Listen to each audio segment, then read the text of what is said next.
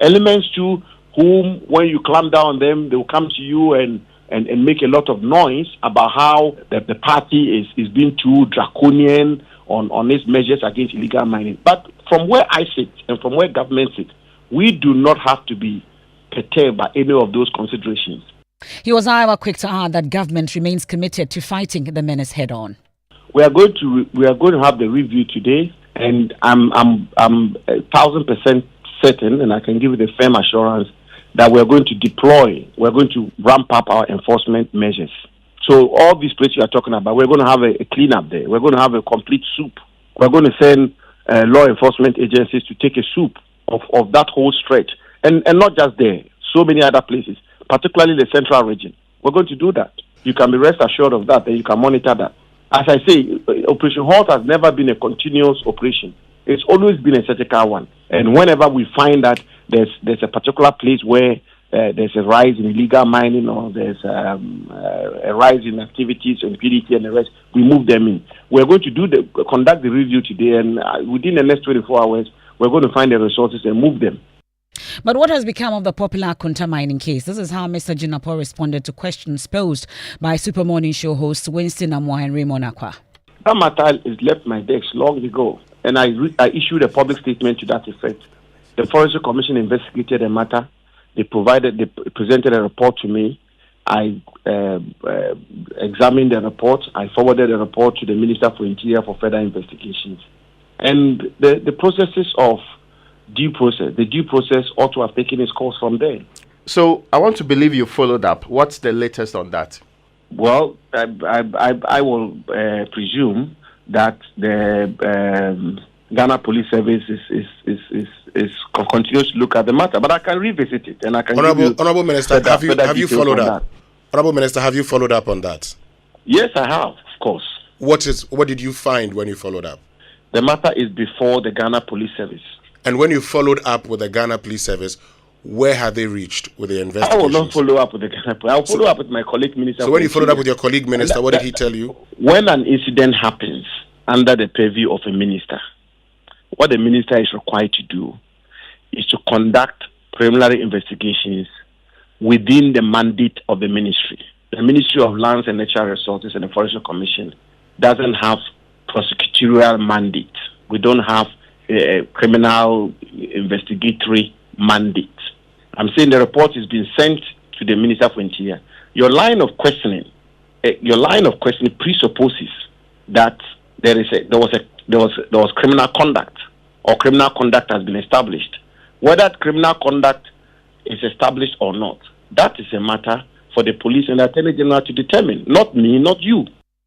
That's the Lands and Natural Resources Minister Samuel Abu Jinapor there speaking on the Super Morning Show today. The full interview is available on all our social media platforms. Meanwhile, the hashtag No to Galamsey continues to generate a lot of talk amongst all of us. Let me bring in the convener for the Media Coalition Against Galamsey, Dr. Ken Ashigbe. We are grateful for your time here on the Midday News. So in particular, you've been asking for some answers when it comes to this Akunta mining case. You've been hearing from the minister. That's assuring, no?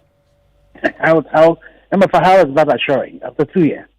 How is that assuring that after 2 years it takes forever for us to declare whether the directors of Akunta Mining did not commit an illegality when they were found mining in the Tanonimri Forest Reserve, or when there's footage to show that even the buffer between the Tano River, they were actually mining there, when the police themselves had gone into the Samaboy community to go and separate a class between them and the people of Samaboy, because they had gone there to go and recover their assets. You see, and so we need to be calling the spade a spade, because we are in a crisis. And if you continue, dealing with issues like this, and you don't deal with them like the way the Otumpo would deal with them, then you would get into the point where instead of 500 NTUs as such a Himang Waterworks, you are doing 14,000. NTUs in there. And so within a crisis, we don't expect things like this. We are hoping that the Director General of CID by this time should be issuing out a statement, and the President should be interested in that particular one. But on the larger situation about the crisis, at least we've talked about the Ashanti region and the central region. You've heard the minister give that assurance that indeed law enforcement agencies are being moved into these areas. Ahead of that also, there will be a stakeholder meeting to crack down on the situation. That's something, isn't it?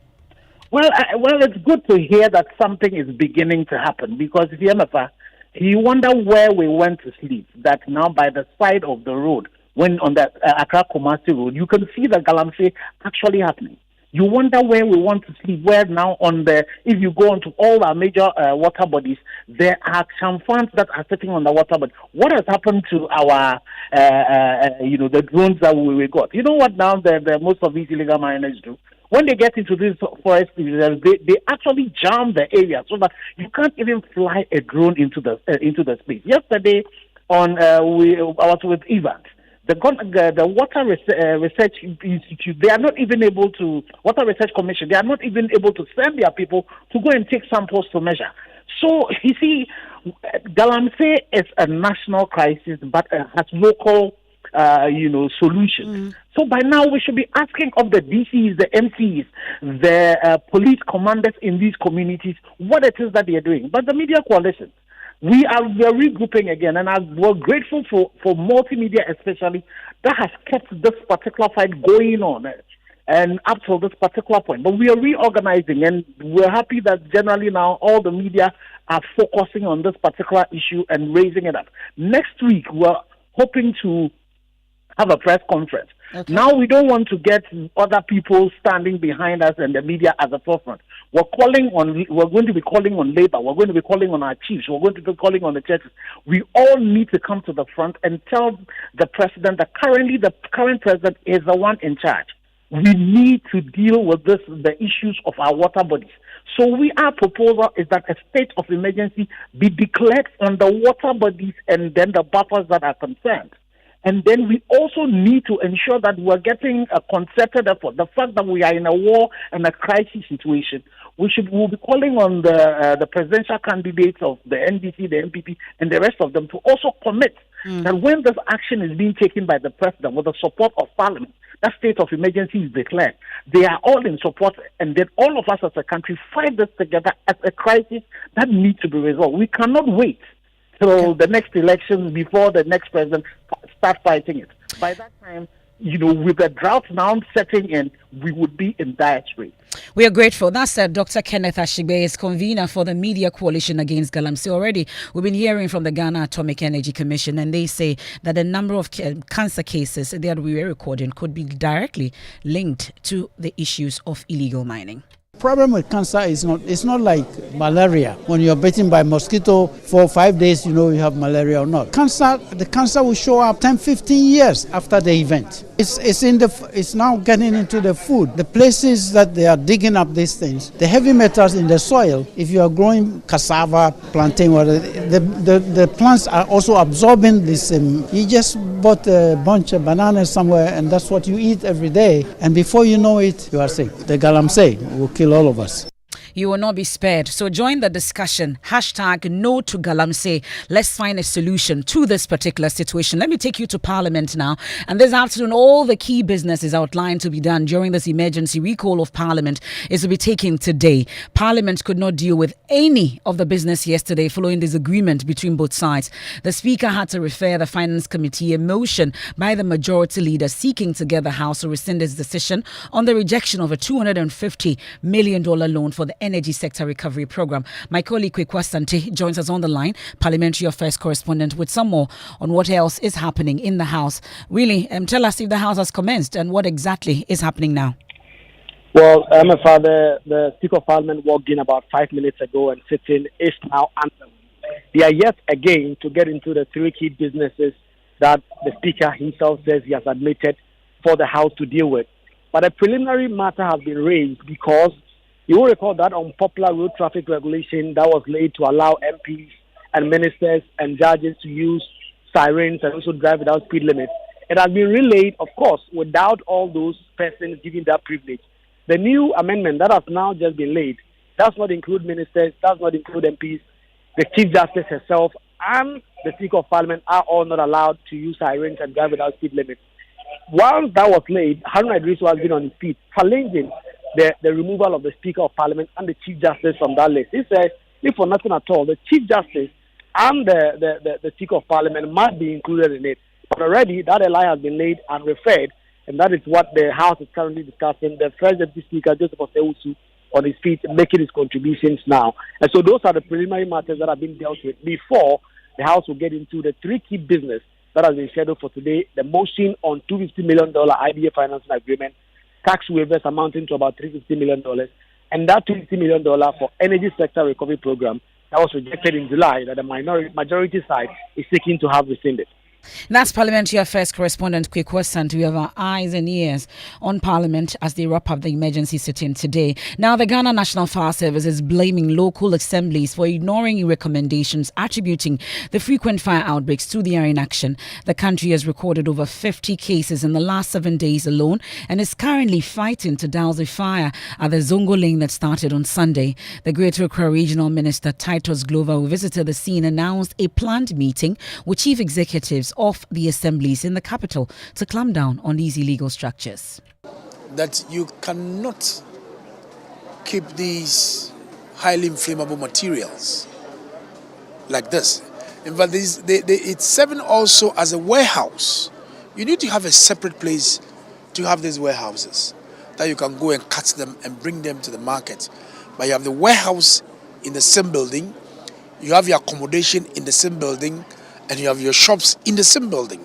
So clearly you could see that there is a challenge somewhere, which we need to look at it. The AMA mayor has been here a couple of days, and I think that after the extinguishing of this fire, we need to sit down and look at it holistically. The Public Relations Officer with the Fire Service, Alex Kinnati, says the assemblies have simply failed to act on several recommendations to prevent these fire outbreaks. And then the challenge we've been facing is that when we do our investigations, because the markets, the assemblies are the custodians of these markets, we present our findings to them and we make our recommendations. But most of the time, after fighting every fire, exactly, you present your findings to the assembly, exactly, plus recommendations. Yes, but most of the time the recommendations has left a bit to be desired, because then if the recommendations were properly enforced, we would see a lot of early fire warning systems like smoke detectors installed in there. We would see the segregation of items within the market. Now, let's talk about your calls to the Ghana National Fire Service and the kinds of things you tell their officers. It's a big headache for the service. That is where it calls into question we being each other's keeper. So if someone is on the line pranking us and you are calling in, obviously you can't get through to us, because unless that person gets off the line. So there's no way you call fire service and won't pick. Why are we existing? What kind of prank calls do you get? What do people actually call to report? Someone will call, Emefa number. Someone will call. But there's a phone, the person will see in your face. Once they hear the lady's voice, voice let me do. Someone will just call, me pay MTN credit. Someone will just from the Ghana National Fire Service. Yes, and some people actually call, and then we actually dispatch a plans there. That's the Public Relations Officer of the Ghana National Fire Service, Alex Kinnati, there in that interview with Elton Broby on the Pulse. Let's head into the election HQ. And this is your election headquarters, made possible by Petrosol Platinum Energy, energizing dreams. SIMA, the Chartered Institute of Management Accountants, SIMA, AICP and SIMA together as the Association of International Certified Professional Accountants, the German Ozone Medical Center, Alternative Therapy, Dental, Wellness and Beauty, Chopbox Technologies, a convenient service. Also by Youth Bridge Foundation, Bridging Gaps for Positive Youth Development. And this afternoon, 423 delegates of the Convention People's Party in the Ashanti region have converged at the Nat Hall in Kumasi for the Presidential Congress. In all 16 regions, similar exercises are ongoing to choose a flag bearer. Former Chairman Nana Frimpoma Sapong Kumankuma and legal practitioner Frimpong Yao Anoche are the two aspirants for the position. With only 3 months to the general elections, many party members are hopeful of making an impact with the right choice of candidate. Nana Aljima is covering that for us, joins us on the line. Nana, do we have a flag bearer yet? Not yet. About an hour ago, the election began. All delegates here started going into the ballot box to cast their ballot. Immediately, the constituency's name is mentioned. 9 delegates from each of the constituencies within the Ashanti region walk to the EC officials and go through the process. Today, each of the delegates here is casting 2 different ballots. One for the election of the flag bearer, and the second one for the referendum for amendment of the CPP constitution. Earlier, I spoke to Mr. Emmanuel Gallo, who happens to be the regional chairman of the CPP in the Ashanti region. He's been speaking about the timing for the election. And let not anybody deceive you that the 3 months has delayed and everything will be late. No. Indeed, we are choosing somebody today that will lead this party, and we are almost at the peak of campaign. So whosoever that we chooses today, the only thing that we all have to do is we rally behind the person strongly, we move, and that we campaign strongly, and Ghanaians would indeed listen to us. The good thing about the CPP is that CPP is everywhere in the country. Every household knows about CPP. So campaigning and using the name CPP is not difficult at all. But the good thing is, well, that's the situation where the CPP at the Nut Hall in Kumasi, at the Nut Hall here in the Greater Accra region, flag bearer of the APC, Hassan Ayaraga, is also set to choose his running mates for the December polls. He's speaking now. Development and theology. Dr. Mensah has held various roles, including 1, technical advisor to the Ministry of Trade and Industry and the African Continental Free Trade Area 2022. 2, economist and research fellow at the Institute of Chartered Economics of Ghana. 3, head pastor, man of God, a man of God, man of God. So no corruption, no corruption, no corruption. APC, APC, APC. And presiding bishop of Christ White House Chapel. Ghana country director for Vision Africa. You can imagine the profile. Executive director and chief economist at Center for Greater Impact Africa. Again, senior banker. He's a banker as well. So our money is not going anywhere. Senior banker at Dallas Financial Service, Ghana, and a company accountant at Crystal Star Ghana Limited. He is a socialist advocating for equity and social justice.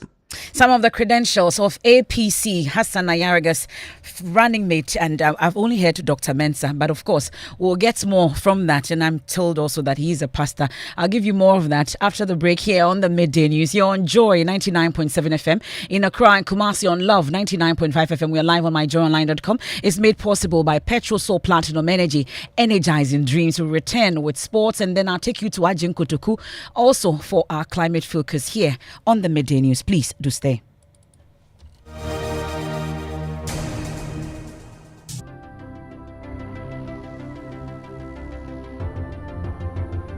When budgets are tight and money difficult to come by, you want to be sure you get the best value for your money.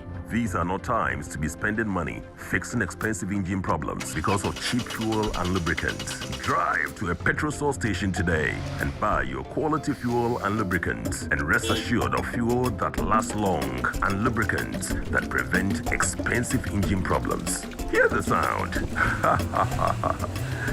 Petrosol, clean fuel in full quantity. The luckiest star 712 hash. Luck is everywhere for everyone, yeah. The luckiest star 712 hash. Luck is everywhere for everyone, yeah. Doctors, nurses, barbers, drivers, bouncers, friends, teachers, bankers.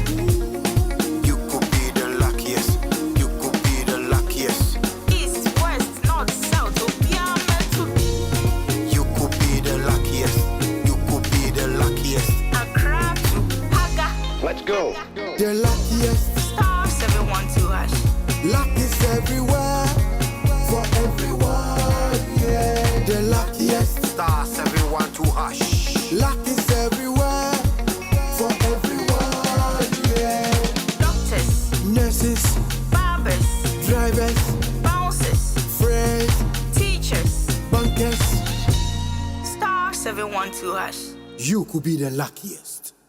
Let's do sports now. Thank you very much, Emefa. So, Zainab Wissa has a chance of winning a medal in the women's shot put event at the ongoing Paralympic Games in Paris. She advanced to the finals of the event after emerging as the top seed in the preliminary round with a new personal best throw of 8.67 meters. The final comes off tomorrow at 8:35 a.m. Ghana time. To the Black Stars now, and Jordan Ayew and Elisha Owusu are expected to be part of the squad today for the final training session ahead of the clash against Angola tomorrow. Back to you, Emefa. Thank you very much. Let's do our climate focus now. And delayed rains in 8 food-growing regions of Ghana have resulted in government's desperate measures to guide against food insecurity. But agricultural economist Dr. Robert Edu says the current impact of drought on food security is only a symptom of a long neglect of irrigation by the country. Nanaya Ojima has our climate focus for today. Most farmers were expecting their crops to be ready for harvesting in August. Unfortunately, most crops have failed to fruit due to prolonged dry spell. Dr. Shalom Adodanso, a senior research scientist with Ghana's Forestry Research Institute, explains the vulnerability of farmers to weather changes and climate variability. The temperature is increasing, rainfall has become erratic. But now you have a situation where sometimes you have a very intense rainfall, but within a short time. Then it can also be accompanied by dry spell durations. Agabuga in the Pro East district of the Bono region is among the worst affected communities by the dry spell in the country. We were expecting rains in June and July, but it never came. The maize should be fruiting by now, but it is not. The weather does not support farming. It may lead to shortage of food on the markets. Walking through the farm, the soil is dried up. Most of the maize plants here are turning brown from the green leafy ones normally noticed with healthy plants. Jacob Naja weaves through his yam farm as he hopes for the rains. And that's Nanaya Ojima with our climate focus for today. Now it's time for fact checking, and today we are focusing on some recent claims on digitization made by the Vice President and flag bearer of the NPP, Dr. Mahmoud Bawumia, during his engagement with the media. Head of our research desk, Raymond Akwa, joins me in studio with the claims and the verdict. Raymond, what exactly did the Vice President say, and what's the verdict? So Dr. Bawumia claimed that the United Kingdom and the USA, they do not have any digital ID system. Even in the UK, they don't have digital IDs. They don't have digital IDs. What's the verdict? Now, it is true that both the United Kingdom and the United States do not have the universal digital ID system provided by their respective government, just as the Vice President said. Of course, this is despite the fact that there are various digital ID services that can be used for specific purposes in these countries.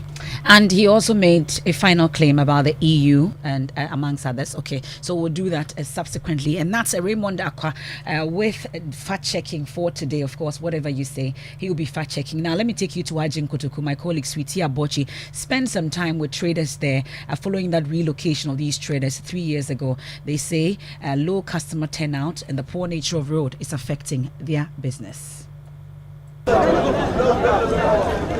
The onion market here at Ajin Kotoku is a lively hive of activity as trucks unload sackloads of onions to be distributed to intermediaries, wholesalers and retailers. But in the midst of the hustle and the bustle, stories unfold.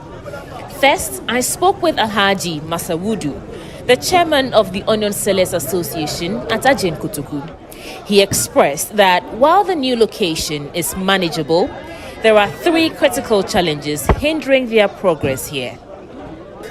We have sanitation problem, we have bad road, and then the patronage. That's the 3 main issues.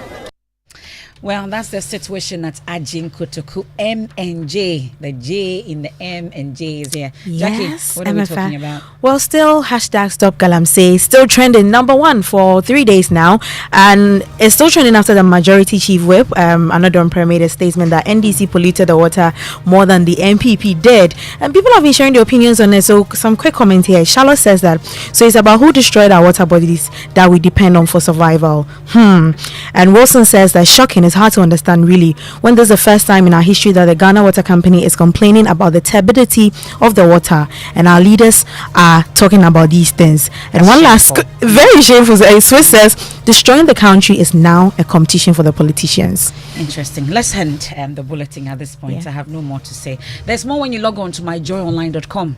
I am Emefa Apawu. At least let's hear some words of our salvation, episode 3 with Pastor Mensa Otabil. And by the way, APC's flag bearer, running mate is Reverend Dr. Wolanyo Mensa, a pastor in the race. Let's see how it goes.